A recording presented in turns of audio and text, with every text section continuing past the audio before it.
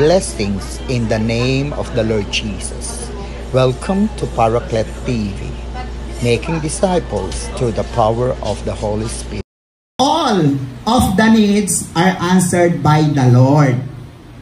To commit and to trust, we have to know whom we trust and whom we commit.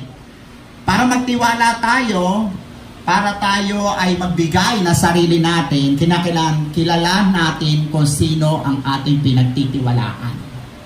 Wala iba kundi ang Panginoong Jesus. Gaano nyo kakilala si Jesus? Gaano natin kakilala si Jesus? Ang sabi ng aklat ni Juan 5:39, search the scriptures, for them you will know who is Jesus, and you will know what is eternal life. Iniuutos mismo ng Diyos sa pamamagitan po ng disipulong Juan na saliksikin natin ang mga kasulatan dahil doon ay mauunawaan natin kung sino si Jesus para makilala natin si Jesus at maunawaan natin ang buhay, pakayari ng buhay natin dito sa lupa, yung buhay na walang hanggan. Amen? No, sino po sa inyo ang nagbabasa ng Bible? Bakit? Kunting alam natin sa Diyos, kunting pananampalataya. Dagdagan natin ang pagkaalam sa Diyos, dadagdagan ang pananampalataya. Marami tayong alam sa Diyos, marami at malaki ang ating pananampalataya. May isang napakalaking pangangailangan ng tao na gusto kong ibunyag sa bawat isa sa inyo. Ang sabi po na banal na kasulatan, ang ating malaking pangangailangan ay yung pinadala ng Lord. And you shall call His name Jesus, because He will save people from their sins. Ang pinakamalaki nating pangailangan at pangunahin, hindi yung wala tayong pera sa bulsa, hindi yung may karamdaman tayo, hindi yung wala tayong bahay o wala tayong simbahan. Hindi yung mga malmunting mga bagay na iniisip natin na panlupa lang. Ang malaki nating problema ay yung pagkayari ng buhay natin sa lupa ay mayroon tayong pupuntahan na higit na maganda kaysa sa lupa. At iyon yung dahilan bakit Matthew 1:21, and you shall call His name Jesus, for Jesus will save these people from their sins. Ang unang regalo ko po sa inyo, si Jesus. Si Jesus po ay ipinanganak na wala pong tumanggap na mga hotel. Kaya nga po naipanganak siya sa manger.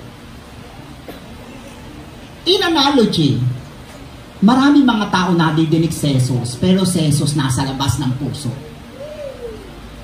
Kaya walang mapuntahan si Jesus ang tumanggap sabsaban. Kung sa buhay nyo, wala kayong natatandaan na oras o araw na sinabi nyo kay Jesus, Jesus, pinapapasok kita sa aking puso, tinatanggap kita bilang aking tagapagligtas. Ito na po yung araw na dapat ay gawin natin. Amen?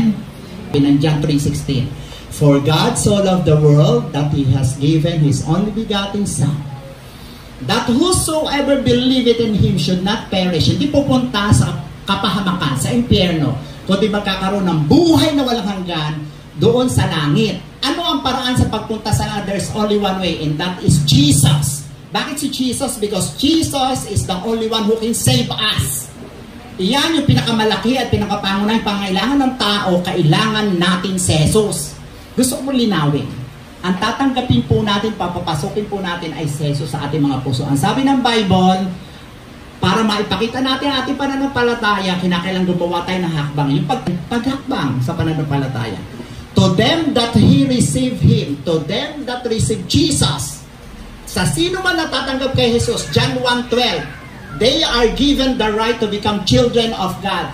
Hindi tayo lahat anak ng Diyos. Ipinanganak tayo ng nanay at tatay natin, anak tayo ni nanay at ng tatay natin. Hindi tayo anak ng Diyos, no, pinanganak tayo.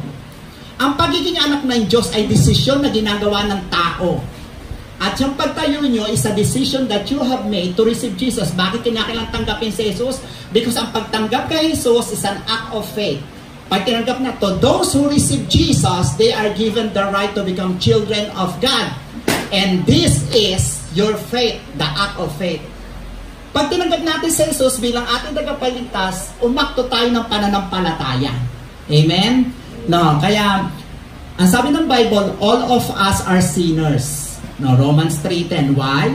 Because of the sin of our Adam and Eve and because of what we have done. Marami tayong mga ginawang pagkukulang because we did not meet the glory of God. Romans 3:23, hindi natin naabot. Pero sabi doon, if we confess with our mouth and believe in ourselves that Jesus is Lord and He has risen from the dead, then we will be saved. At pag anak tayo ng Diyos, tayo po ay makakasama ng Diyos sa langit. So, bow your heads now. Please follow this prayer. Ama naming banal, unawaan po namin na kinakailangan naming tanggapin si Jesus bilang aming tagapagligtas. Salamat na ibinigay mo si Jesus upang iligtas niya kami sa aming mga kasalanan.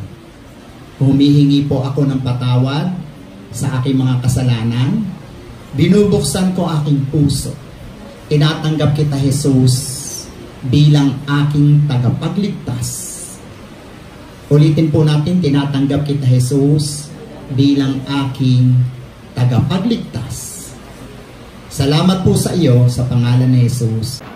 Share Jesus. Subscribe and share Paraclet TV. Go, go, go.